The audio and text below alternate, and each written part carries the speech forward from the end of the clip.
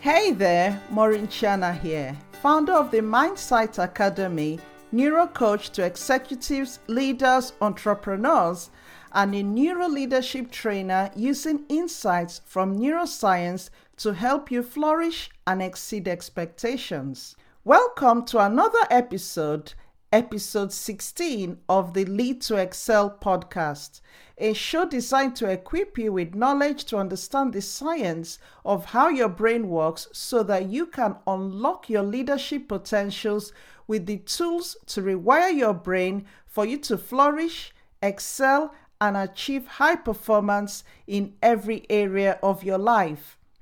So I'm so thrilled to be with you today as we look into the risk of playing safe. So, as usual, grab your cup of coffee, put your feet up, and listen in.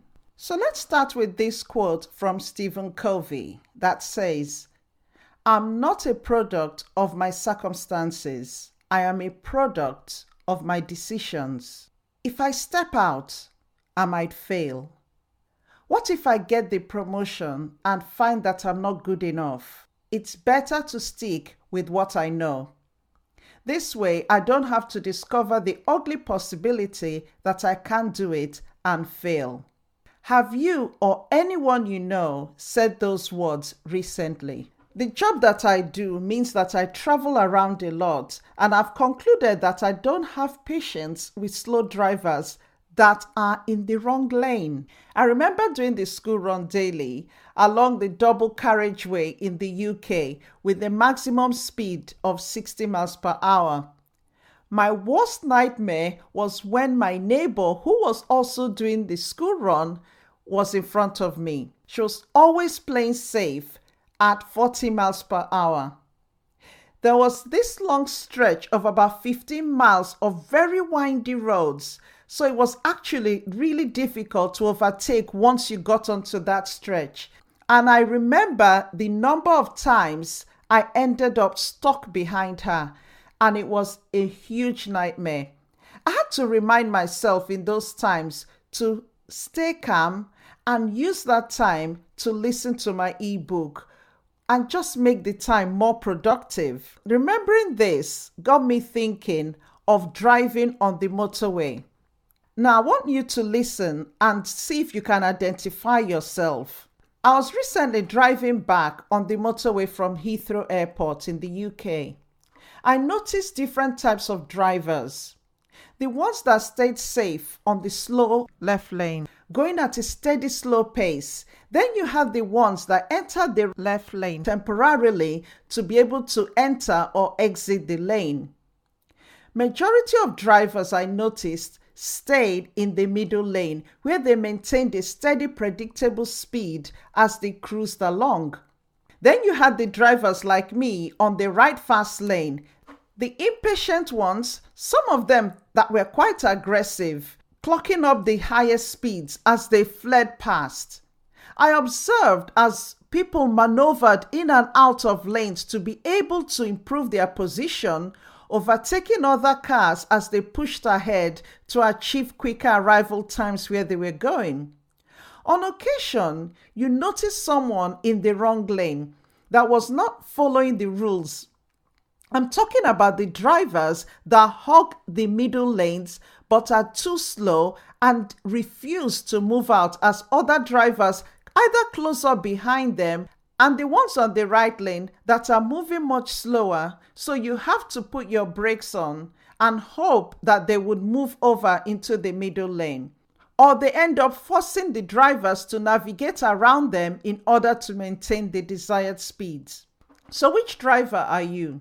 Both of these scenarios are good examples to make you think about your own approach to life and how you make career-related decisions. Are you the driver in the left slow lane, the slow mover, content to take things slow and play it safe? The ones that are risk averse and quite content to stay where they are while others pass them by? Where are you now? Have you just driven into the left from an exit? Then you now need to decide if you will stay there or refuse the status quo and move into the middle lane to start a new journey and chart a different course? Or are you in the middle lane? Okay, let's talk about this lane. These people are the ones that get comfortable and cruise on this lane and not very dissimilar to the ones in the left slow lane. Okay, if you're in this lane, agreed, you're not as slow as the people in the left lane, but you're also relatively risk averse because you like that comfort zone, that comfort of predictability and conformity.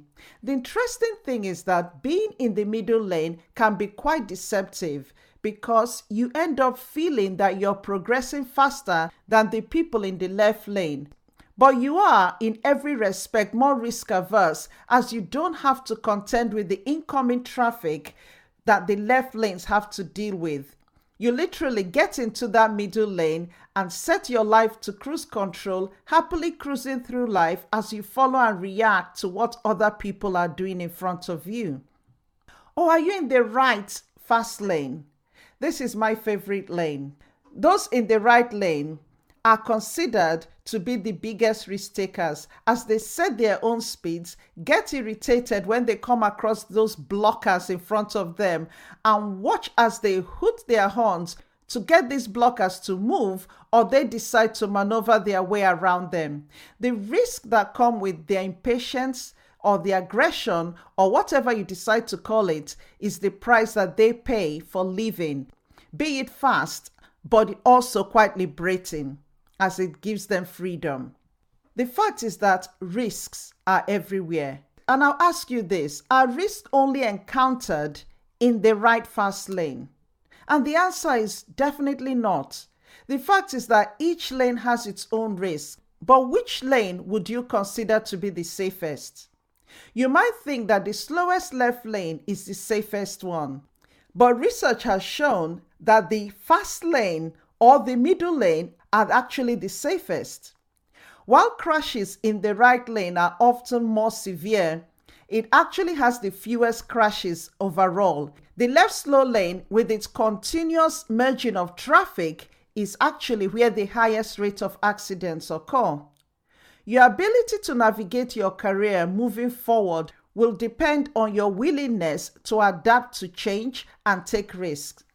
While most people may think that living safely carries least risk, the question is that really true? And let's not actually talk about how boring living safely can be. Many career decisions people take are based on the fact that either nothing changes in their current situation.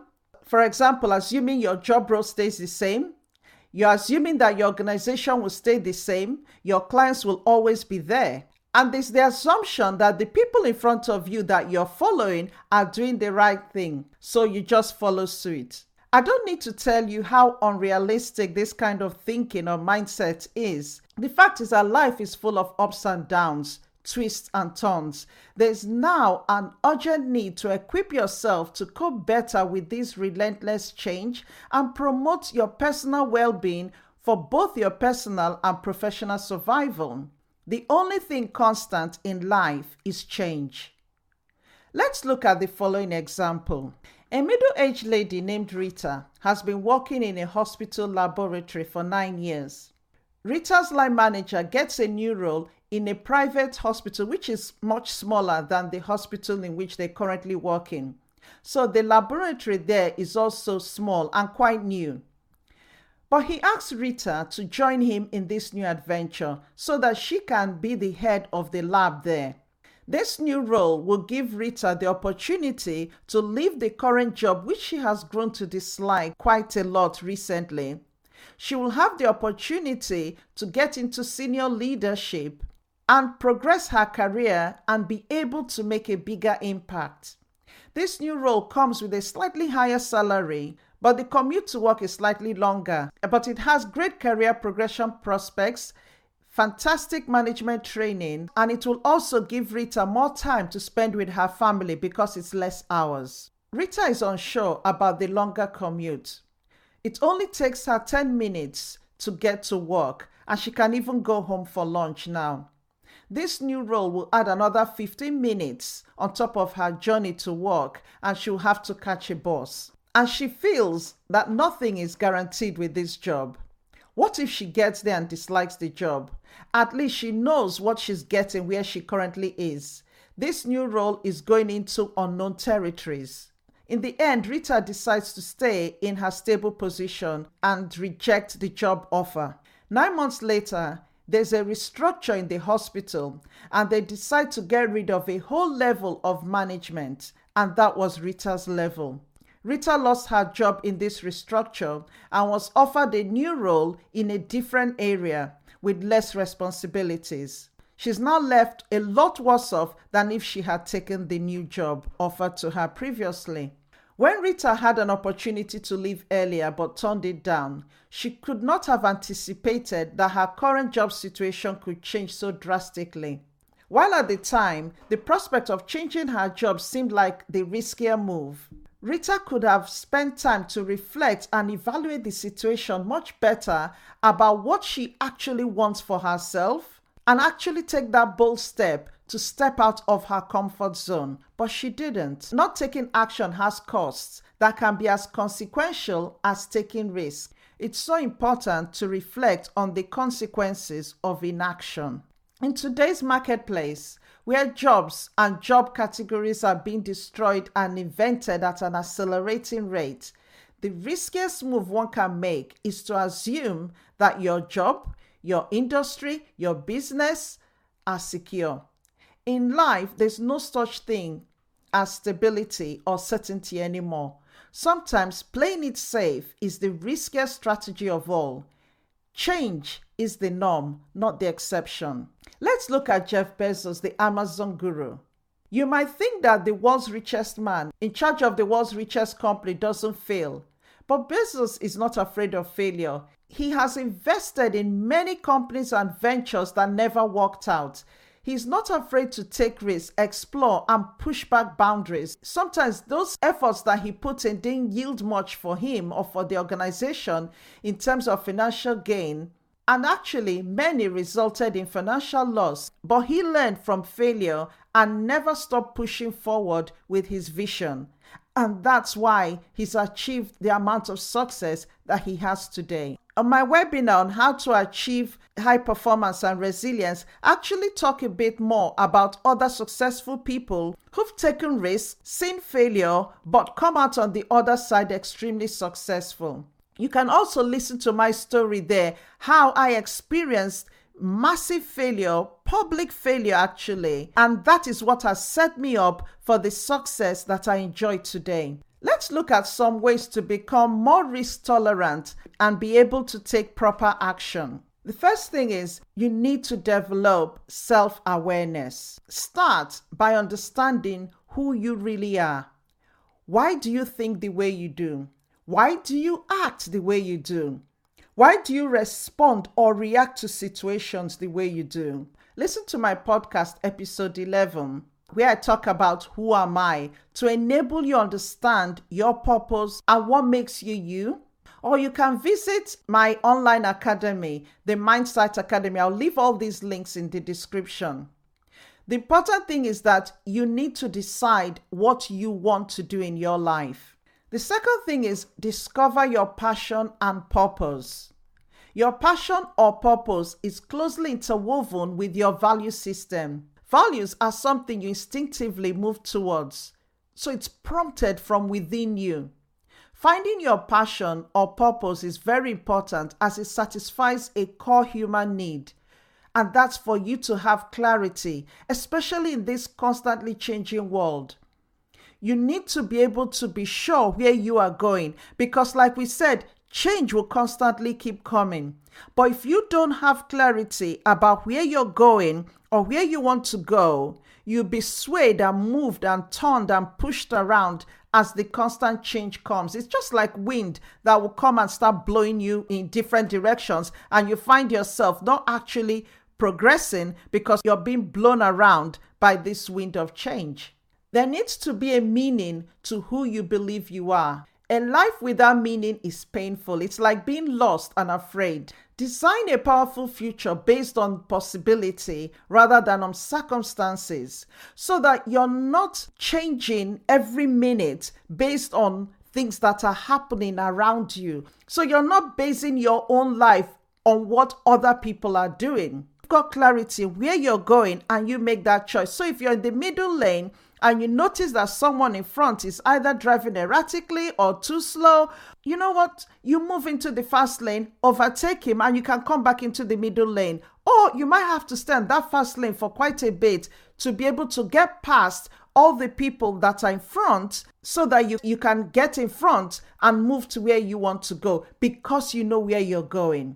No one crosses the messy middle lane to reach their goals unless they really want what's on the other side of discomfort. The third key is develop your travel plan. Now, would you embark on a journey to a new destination without a plan and without putting the destination into your sat-nav? Dreams and goals are too important to entrust to a faulty system. In order to achieve your purpose, you must create a plan of action. By working towards goals through a solid plan of action, you learn to assert power over your life. The fourth point is you need to measure your progress. Guidelines keep you on track as you engage in the pursuit of a better life. Be honest with yourself about what you're doing and the progress that you're making or lack of progress, so that you can then evaluate and reflect on what you need to change. Be determined to work smart and work hard as you journey towards your dreams. One of the best ways to overcome all the uncertainty you experience on your journey and to be able to make significant progress is to become fully aware of how much control you actually have. Don't be a victim of life. Don't go through life as if you don't have a choice. Don't be the one that is always complaining about what life has thrown at them. Be the one that makes a decision that, irrespective of the changes and the challenges and the pressures, you are in control of your life. You're in control of the decisions you're making, the actions you're taking, and most importantly, you're in control of what you're thinking. Are your thoughts beneficial or are they counterproductive, creating unhappiness, dissatisfaction, and the nagging feeling that the deck is somehow stacked against you? The good news is that you can change these limiting thoughts so that you experience transformative personal improvement in all areas of your life. The fifth key is that you need to step into the outer limits. To grow, you have to leave your comfort zone. Whether it's the slow left lane or the middle right lane, confront your fears and take risks. Learn how to overcome fear and step out of what has become comfortable and familiar to you. A lot of people struggle with this, and this is why I really truly enjoy what I do as a neuro coach, helping people step out of their comfort zone and fearlessly take risks that lead them to success. The sixth key is pilot the seasons of change. If you keep doing what you've always done, you will keep getting the same results.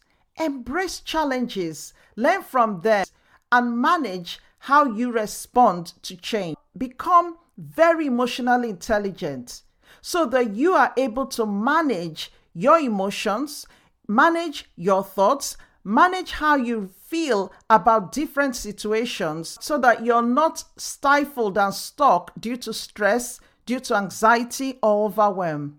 You need to surround yourself with builders. Learn how to build supportive relationships that help you and empower you to work towards your goals. No one makes it alone. You have to learn the value of trust and the importance of being trustworthy. But it's important to ask yourself the question, who are you surrounding yourself with? Are you surrounding yourself with people that just see the negative in situations or in things you do? Are you surrounded by naysayers or people that are actually building you up? It's time to actually separate yourself from the people that are not supporting your goal or your vision. You see, at the end of the day, people can only support you based on their own experience, based on their own knowledge.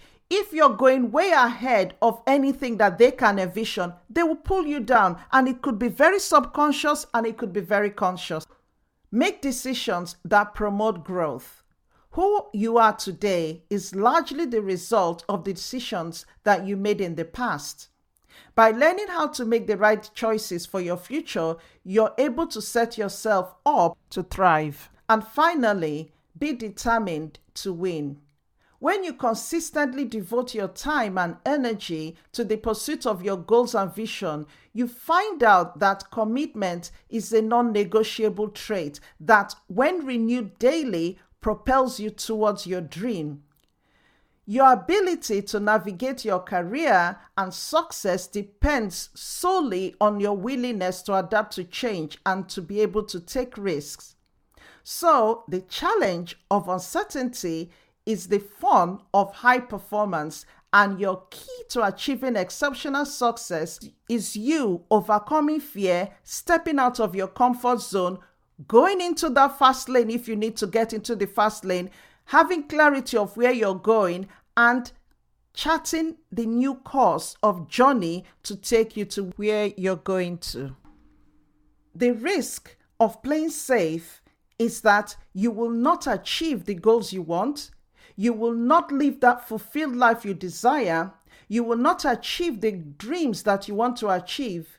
You will not move up to that level that you know you're more than capable of getting to. And you end up living a life of unfulfillment.